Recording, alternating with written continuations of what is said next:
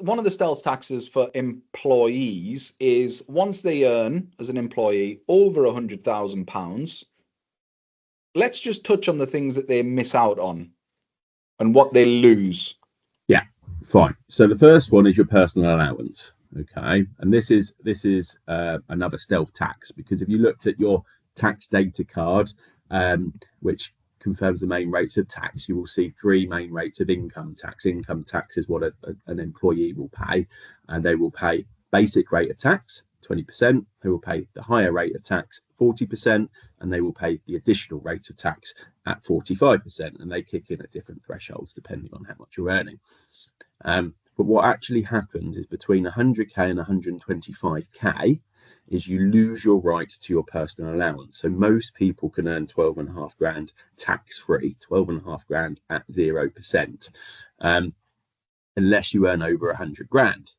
And to put it into layman's terms, effectively you're taxed at a 60% tax rate, 62% tax rate, including national insurance, in between 100k and 125k, because you're paying your higher rate tax of 40%, and you're also losing your personal allowance, which makes an effective rate of 60%.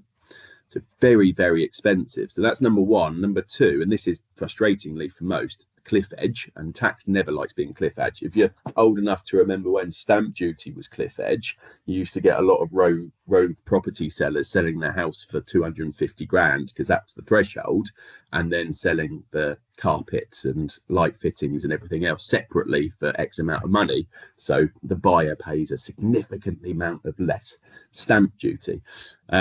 So they don't like cliff edge stuff, but this one is cliff edge. And if the rules unfortunately are very wishy-washy with this, but it goes down to, if you expect to earn over 100 grand, then you cannot claim two specific childcare benefits. So your 30 hours free childcare for 3 and 4 year olds.